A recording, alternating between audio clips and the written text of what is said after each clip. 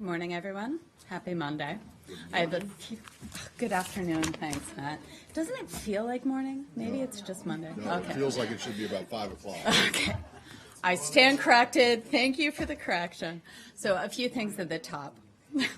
First, on Yemen. We continue to express our hope to see a successful outcome to the UN-led Yemeni peace talks. We call on the parties to continue to engage in good faith in the talks in Kuwait and to quickly follow through on the agreement to unconditionally release child prisoners. We also express our strong condemnation of the attacks in densely populated civilian areas of Taiz, Yemen, in which over a dozen people have been killed and more than a dozen injured. We express our condolences to the families of those killed and wish a speedy recovery to those injured. Such attacks threaten to undermine progress in the peace talks and the cessation of hostilities. We are deeply concerned about the devastating toll of the political, economic, and humanitarian crisis in Yemen. Especially during this month of Ramadan, we call on all parties to redouble their efforts to work quickly to making the hard choices and compromises necessary to reach a final agreement. As we have said before, we firmly believe the solution to this conflict is political, not military, and the ongoing talks in Kuwait offer the best chance for reaching a comprehensive political solution to the conflict. On Syria, the Syrian regime continues to renege on the agreement it reached with the UN, and so far has failed to authorize the UN and its partners on the ground to deliver badly needed food to Daraya. In other words, the regime continues to use the denial of food as a military weapon against its own civilians. The people of Daraya have not received food since 2012. This is unconscionable, and we expect the regime to live up to its commitments and allow for full delivery of assistance to all besieged areas. The people of Daraya are being brutalized by the regime through its blocking of food and basic supplies. We ask that Russia use its influence to end this inhumane policy. The only thing preventing UN deliveries to several besieged areas is the regime's violation of its own commitments and its ignoring of international calls and UN Security Council resolutions.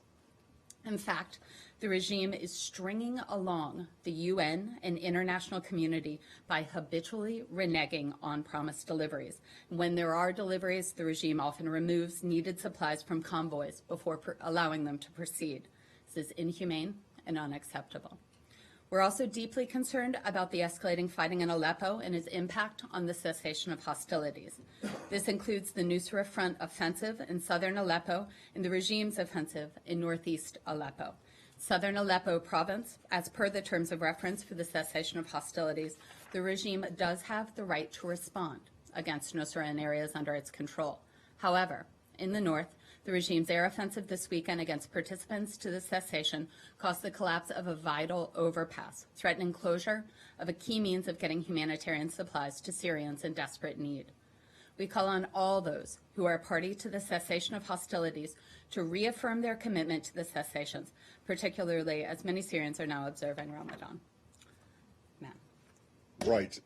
We'll get back to Syria, but I just want to start with a couple of one house cleaning item. Sure. Which is about the edited briefing video. Yeah.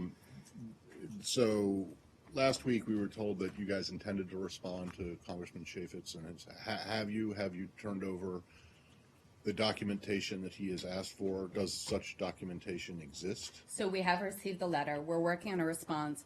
We are hoping to provide at least a partial response by June 8th. So yes, we will be responsive. At least a partial response? Correct. Can you explain at this what stage, that means? we're still looking at what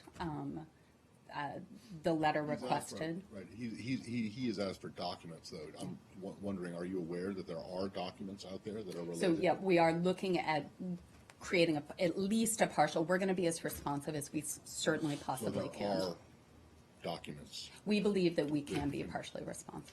No, but not fully. At this stage, we will continue to try and meet that goal by June 8th, which is the deadline they've set. Right. Okay. And is there? Well, I just want to know are there any updates on the, what happened, why? No. I think we obviously had a couple exhaustive conversations about this last week in this briefing room. You know, Assistant Secretary Kirby's focus is really on moving this forward. You guys saw the message he sent out to the Public Affairs Bureau.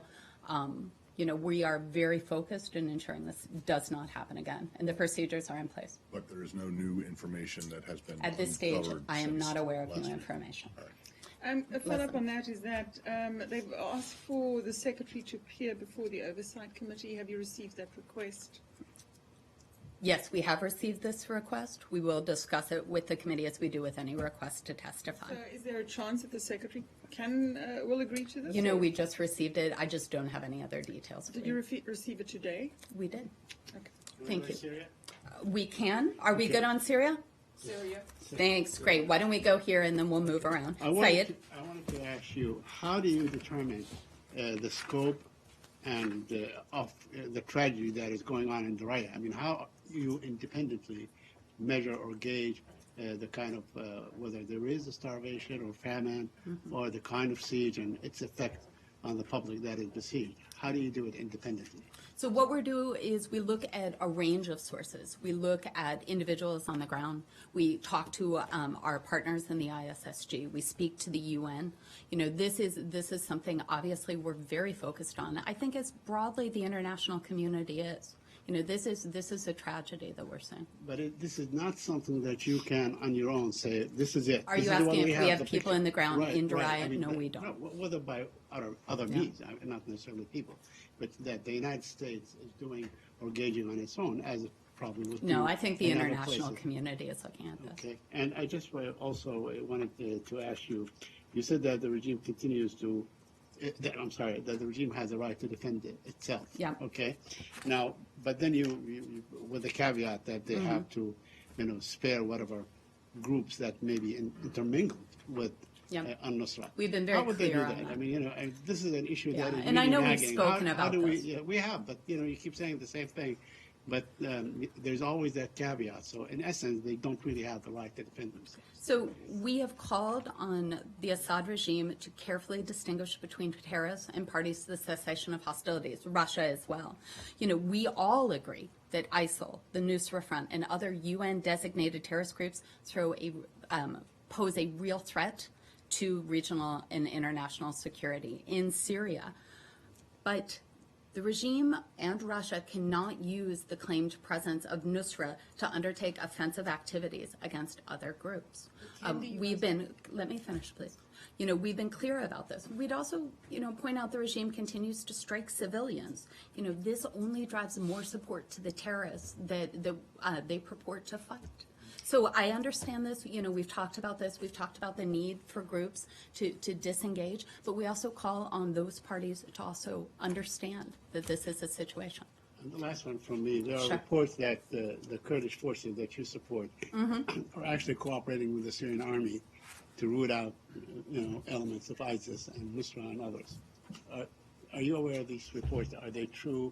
Would you continue to support the Kurds I'm if not they aware are of those cooperating reports. with it? Okay. Okay.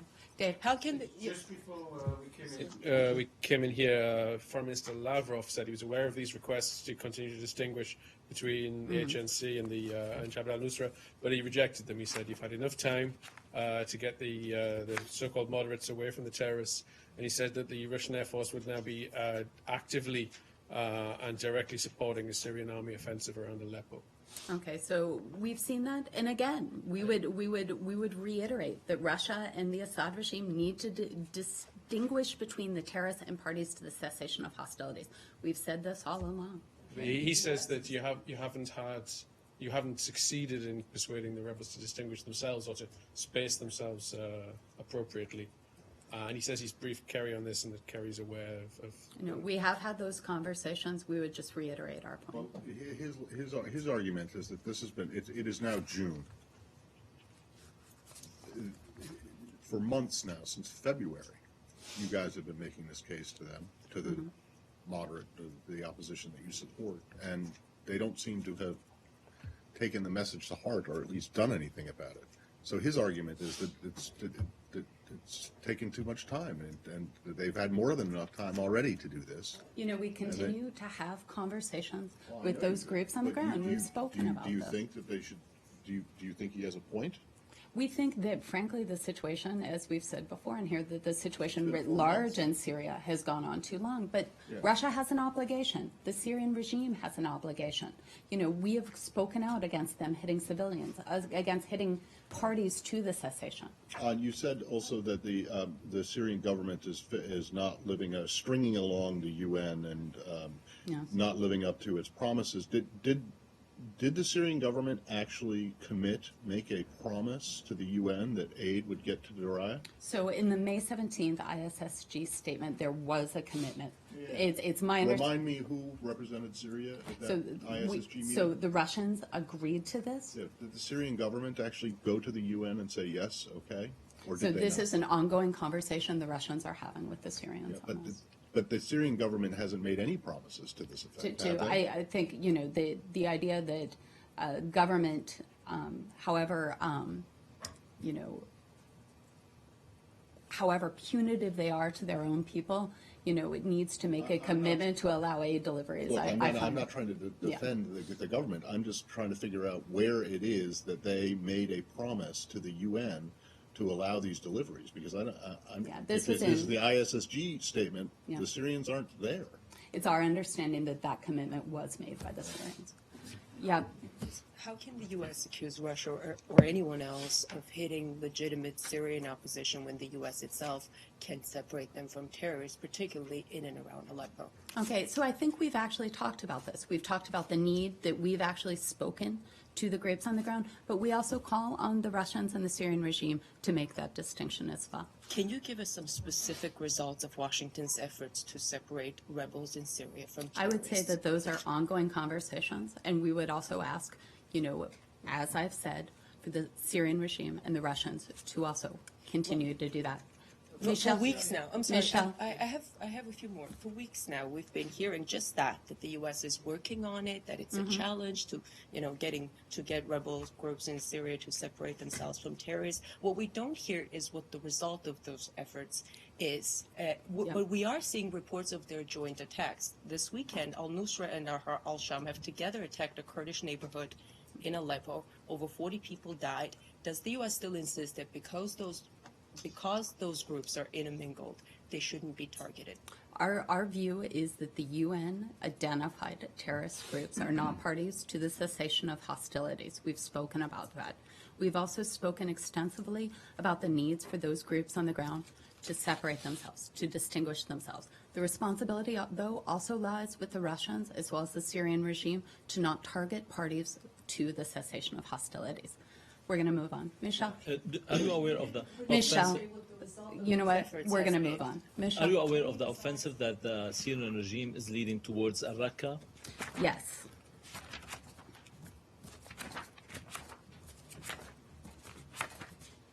So I'm aware of those reports. I cannot confirm it. You know, for our part, we continue to work with the Syrian Democratic Forces, our partners on the ground in Syria, to retake land from ISIL and further isolate ISIL's transportation, communications, and supply routes into Raqqa to weaken its grip on the city. We believe the SDF has seen progress in recent months in retaking land from ISIL. You know, again, and we've spoken about this, this is not an easy fight. This is a slow slog. So I've seen the reports. I just can't confirm them. But do you Michelle. support such offensive? So we support the SDF as they continue to take land back from ISIL. I'm not going to speak to the Syrian movements. And we've actually, you know, had this conversation. No person should have to choose between a regime that has targeted against, you know, ISIL. So I'm gonna leave that. But unfortunately, I can't confirm that. It looks like Russia is supporting this offensive too. Yeah, I'd refer you to the Russians to speak to that. Pam? The I'm UN sorry, I'll go Security to you, Council- Roz. The UN Security Council agreed on Friday to ask the Syrian government formally about the airdrops. Has Yeah. there been any initial feedback on whether or not it looks like this will be able to go forward? So we support the World Food Program moving forward on its plan to carry out those air operations. The World Food Program has provided briefings to the U.S. on a series of approaches that could be taken. We did discuss those with our Russian counterparts. We understand the World Food Program will be submitting a plan for airdrops soon. If Syria says no, or if Syria does not respond to the request one way or the other, what's the plan B? What's the alternative? Could the airdrops take place without the Syrian government's approval? You know, that's a complex question. I think we've talked about that. And one thing I also want to back up and sort of emphasize here is that the airdrops were never anyone's first choice. You know, ground transportation for aid deliveries remains the most effective means to get these individuals the help they need. You know, as the World Food Program develops its plans, you know, and we remain in close coordination, we'll take a look at that. But it's a complex effort. It has happened in the past, I think you remember, but ground transportation is always number one. And I have one more. And then we'll go to Roz. Yep. One more. Secretary Kerry and Foreign Minister Lavrov spoke last week. They've had several recent conversations. Is the U.S. aware, as a result of this, of a Russian proposal to send a significant amount of ground troops into Syria? There's a report from a former deputy foreign minister of Russia that Putin was considering such a request. Has this come up in any of the Kerry Lavrov talks? So we've seen the reports on what this former official is reported to have said. You know, first and foremost, we're focused on engaging Russia to get the cessation of hostilities back on track and on proposals for a sustainable mechanism to support the cessation. We're really focused in our conversations with Foreign Minister Lavrov to ensure that all parties live up to its commitments and that Russia continues to use its influence on the regime. You said you've seen the reports. Do you know if it's an issue that the Secretary has raised with I do Lavrov not. for? I do not. It's a former official. We've just seen the same reports you have. Roz? The town of Manbij, which has about 100,000 Yeah. people, apparently is being targeted by Syrian Defense Forces to try to liberate the town from ISIL.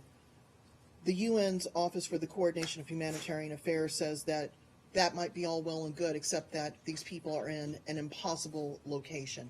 They try to flee north to the border. Yeah. ISIL still has control of Jarablus. They can't go south to Raqqa. They can't go west to Azaz.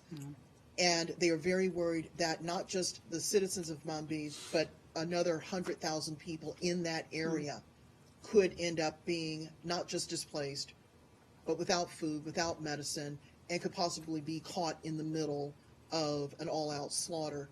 What is the U.S.'s concern about this, given that the SDF assault is being supported by the U.S.-led coalition? Thanks for the question. You know, as with all territory under Daesh's control, we're concerned by reports of those who are displaced by the fighting that takes place to recapture territory from this barbaric organization. We continue to urge Syrian opposition forces to take all measures to protect civilian populations during this operation. We're closely monitoring the situation. We remain in close contact with our partners on the ground to provide assistance to those impacted areas. Is there enough aid coming across the rebuilt bridge across the Euphrates? You know, I at think least it's going to come be in from hard the to eastern quantify side? that. You know, you take a look at some of these areas that have been starved of aid. You know, it's one of the issues that we're very focused on in this region as well as other regions. You know, in terms of specific deliveries, you know, I'm going to refer you to the World Food Program, but it's absolutely a priority for this building, for this administration. Would there be any thought from a humanitarian perspective to try to persuade the Syrian opposition to perhaps change course in its efforts to retake Manbij, given that their efforts could end up pushing people into more harm's way than otherwise? I mean, they can't just all easily get across that one bridge into the far eastern parts of Syria. Yeah, I would say that we remain in communication with them. You know, one of the points that I've heard is, you know, liberating Manbij city is actually a key route that ISIL has used to move fighters, finances, weapons in and out of the remaining territory. So it's not only people, it's a supply route for ISIL. You know, as they move forward on this, you know, to isolate Raqqa, this is actually a critical step. But I will say that we do remain in communication with them. Did you have one? Yeah. Yeah, just on the aid deliveries. No one here is saying that you have never, that the ground deliveries were never not your first option. The point is that it was the ISSG itself, not us or not anyone else, that raised that said in its statement that if ground deliveries haven't happened by June 1st, airdrops were going to begin. It's now June 6th, Yeah. and the World Food Program has still not presented a report on how to do this. Sure. What was the point of the June 1st date? I think it was a what's the word I'm looking for? A forcing mechanism. You know, the World Food Program. It's my forced. understand will present its plan soon. We have been in consultation with them. You know, this is a priority. Absolutely, it's a complex situation. It's not a June 1st priority. You know, this is something we. Why did continue. they say June 1st if they weren't going to, if it wasn't going to happen? I think they continue to have conversation on how to do this and how to make it happen quickly, Matt. Yeah, but it's not June 1st. No. So why did they say June 1st? I think that as we set dates, you know, these are always good milestones, and we will continue to try and work to make those plans in conjunction with the World Food Program as soon as possible. Do we have another topic? Are we done on Syria, guys? Okay. Okay, can I ask a question about the SAED? Do you have any readouts on the U.S. participation in the SAED in Beijing? Okay, in terms of the exact readout, I don't have a list. I think you've seen the extensive transcripts that have come out of Beijing. We've had some very good remarks coming out of there. I can say a few things. You know, today, Secretary Kerry joined Treasury Secretary Liu and their Chinese counterpart, State Councilor Wang Jichai, and Vice Premier Wang Yang for the first day of SNED. Secretaries Kerry and Liu chaired a joint session on climate change where the two sides discussed their efforts to implement the Paris Climate Agreement and expand bilateral cooperation. Secretary Kerry and State Councilor Yang led small meetings in which they held in-depth discussions on a range of bilateral, regional, and global issues, including North Korea, as well as maritime issues. Secretary Kerry then hosted a Blue Oceans public event, speaking to a crowd of Chinese students about the importance of ocean conservation in areas of U.S. and Chinese cooperation. Tomorrow is the second day. I expect that we will have even more information, and it's my understanding that there will be a press briefing at the end. According from what I gather, more than 400 delegates and about 10 ministers are involved. Can you verify? You know, in terms of the granularity on who is there, I can't. You know, I would refer you either to the host. I can also look and see if we can get enormous event, very important event. And also, at the opening ceremony, Chinese President Xi Jinping made a keynote speech, and he pointed out a few new points, like he said the broad Pacific Ocean should not become an arena for rivalry, but a platform for inclusive cooperation. He also points out disputes are not excuses for confrontational attitude. How do you comment on those remarks, and is the U.S. on the same page with China on this? Okay, well, I'm not going to speak specifically to his remarks. He should speak to those. However, as we have consistently said, we support peaceful resolution of disputes, including the use of international legal mechanisms such as arbitration. And also experts say this is the last year of Obama, and so the SAED is more about bilateral cooperation instead of difference, so as to provide more Obama legacy and lay a solid foundation for the new president. Do you agree? I would say that our partnership and our relationship with China is important now. It'll be important in the future. It's been important in the past. I think we're having serious, substantive conversations right now in Beijing, and we look forward to having them tomorrow as well. And in September, there will be G20, and people say there will be more outcomes in G20 instead of the SAED. Do you agree with the logic? Yeah, I'm not going to get ahead of the G20. We're very focused on the SNED right now. Just on the Yeah. arbitration issue, Yeah. which you mentioned, the Chinese say that they're going to ignore the decision by the arbitration panel. Yeah, we've seen those remarks. When the Philippines and China became parties to the 1982 Law of the Sea Convention, they agreed to the compulsory dispute settlement regime set out in the convention. In accordance with the terms of the Law of the Sea Convention, the decision of the tribunal will be legally binding on the Philippines and China. Yeah, but the Chinese say they're going to ignore the finding. Yeah. So what's the what do you do about it? Yeah, I'm not going to get ahead of that. We understand the decision is coming, you know, within the next few weeks. So this is our understanding. Right. But the United States, which is not a party, Yep. has standing or does not have any standing to So we make this point. So the U.S., and we've talked about this, strongly supports the convention. Since 1983, U.S. policy has been that the convention's provisions relating to traditional uses of the ocean reflect customary international law, and the U.S. government acts in a manner Right. consistent But with what's its your provisions. standing as not, since you're not a party to the treaty, As you know, the U.S. what's your standing to complain if the Chinese ignore? I think it's a standing of the international community. When you have parties that have agreed to this, I know, you can say anything Yeah. you want, obviously, but you don't actually have any legal standing to bring a complaint against the Chinese for violating a provision of a treaty that you're not a member of, right? the U.S. can only become party to the convention after it's received the advice and consent of the U.S. Senate. You're correct. Right, so you don't have any standing, legal standing under the Correct. treaty. So, all right, so this is basically just your opinion. We believe that they have both agreed. They are both members. The arbitration is set out there.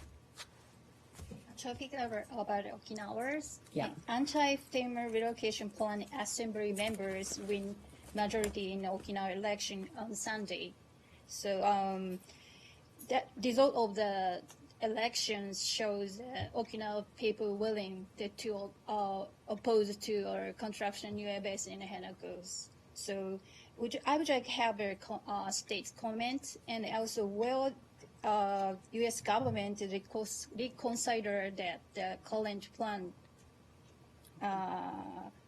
FEMA relocation plan. So I'm not going to comment on the specific vote that you're talking about. Our position on the relocation of Futenma has not changed. We can continue to work with the government of Japan to move ahead on that. Okay. Sure. I just want to go back to the first question here. You said you were going to provide a partial response by June 8. And to what request is that? I believe that is to Representative Chaffetz's letter.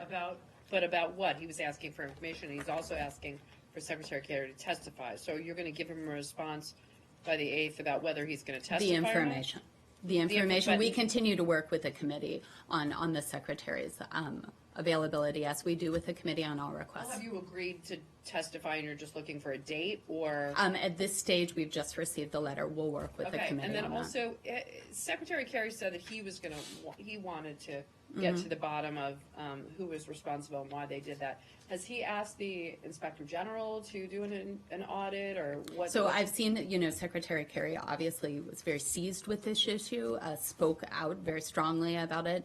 In terms of the path forward, I don't have any other information to share with you on that. And then You don't have any. There's No. no plan in place, or? Well, the plan in place, obviously, is Kirby has said, is to make sure it never happens again. In terms of what they would do if more information becomes available, more information comes to light, as Kirby has said, we'll continue to take a look. No. But there's a difference between if more information just happens to fall in your lap and what the Secretary says, which was, I want more information about who was available. Yeah, So I just don't have details on that. The Secretary did make himself very clear on that, though. And from the partial response, is that new information that has come to light? I believe that in the letter to the department, they detailed some materials that they were interested in. It's we will work to provide those materials, and it's our understanding that at the very least we'll have a partial response on Can those. I change the subject? Sure. This is today the British followed up on a U.S. warning, a terror alert against South Africa, or in South Africa. Can you give us a little bit more specifics? Is this particularly one group, or that the threat is from? Is it ISIS or is it Al-Shabaab? Okay. So on June 4th, the U.S. Embassy in Pretoria issued a security message to U.S. citizens warning them that the U.S. government has received information that terrorist groups are planning to carry out near-term attacks against places where U.S. citizens congregate in South Africa, such as shopping malls and shopping areas in Johannesburg and Cape Town. As you know, the department has no higher priority than the protection of U.S. citizens overseas. When we receive specific, credible, non-counterable threat information, it is our worldwide policy for U.S. embassies and consulates to share that information. In response to your question, I'd note, as the security message said, this information comes against the backdrop of ISIL's public call for adherents to carry out terrorist attacks globally during Ramadan. So given that militancy, this kind of militant group, is not really a factor in that part of the world, it's more West Africa and up in Central Africa, does this in any way, do you in any way believe that ISIS is actually expanding into the rest of Africa or getting deeper into it? You know, I wouldn't speak to that, but I would say that we have a concern about the rise of violent extremism anywhere in the world. And we work with the local authorities around the world to share information on terrorist threats. One more question sec, on this one.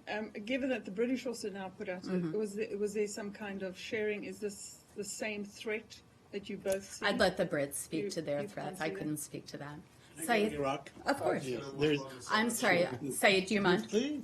Go ahead. Just to clarify, you were saying that the Pretoria issued the warning to U.S. citizens because places that they tend to go may be attacked. Is that because Americans go to them, or do you have a specific threat against places that Americans happen to go to? You know, that's a good question. Let me take that and see if I can get that nuance. Our security messages like this are addressed to U.S. citizens. Let me see if I can dig a little deeper, because I don't want to speak wrongly on that. Can I just follow up with that? Yeah. Because, you said specifically U.S. citizens. Which is what our security messages say. So, and the British say foreigners. Yeah. So Our messages are directed at U.S. citizens overseas. just one technical question: is there a time frame for when it's lifted, or is it just something that continues? Let me see.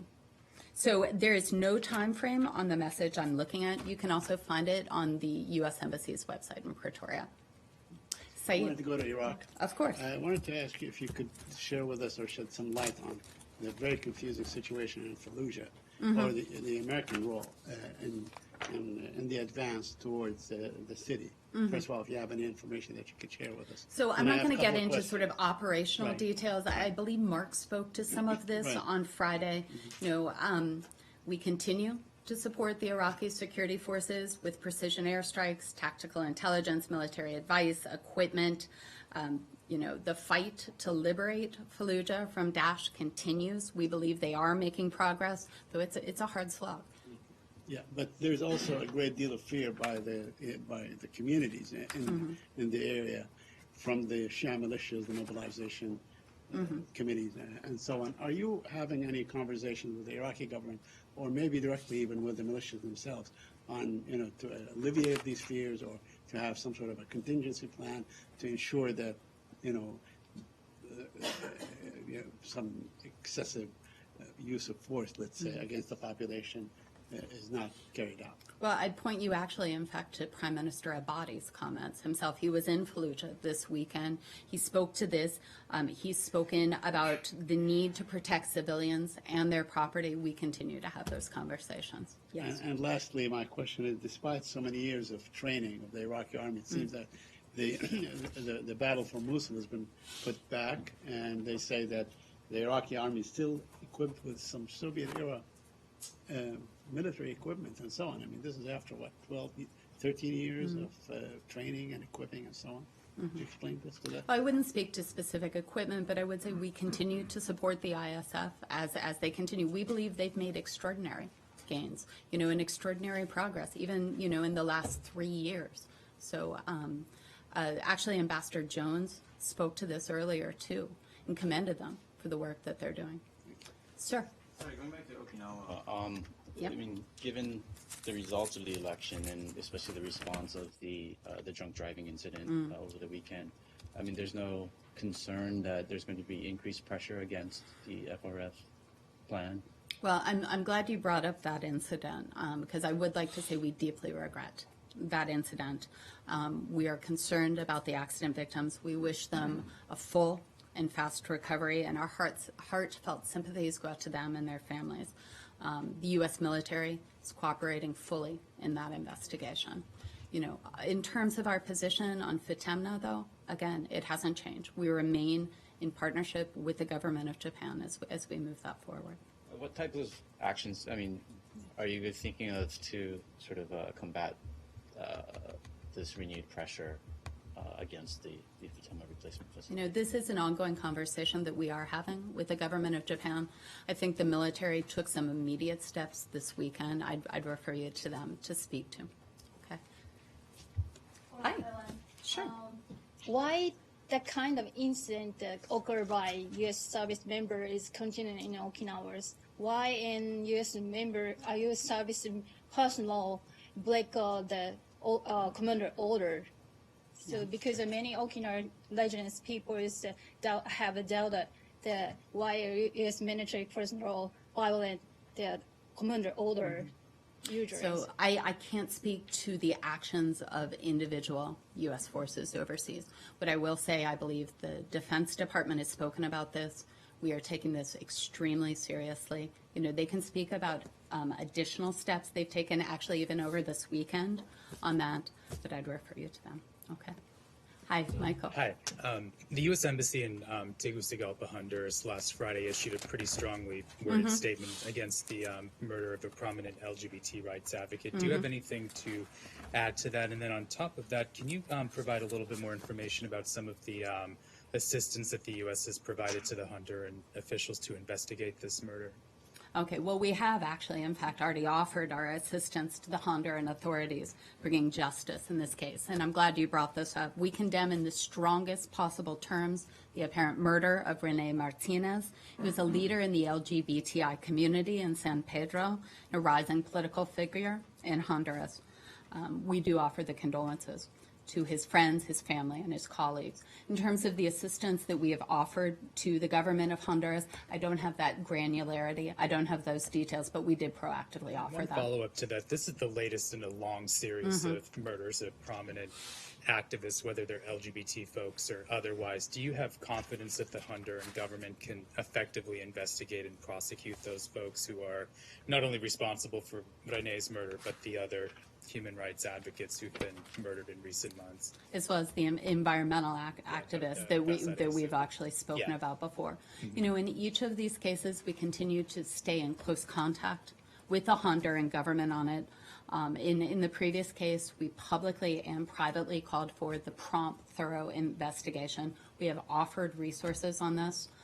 It's something that we remain committed to seeing through. Okay, guys. Yep. Oh, no. Matt won't let me get away. Bahrain. Yep. It's been more than 120 days since you guys were supposed to have given a report to the Hill on the situation in Bahrain. Yep. Why? What is taking so long? What's the delay? Why is it 4 months? So late? We have checked on that. They're continuing to work on it. It's my understanding that the department right now has convening the group of experts to provide a thorough, accurate report derived from a variety of sources. We have a commitment, understanding that it is late, that we'll provide this report to Congress as soon as we can. But why is it taking so long?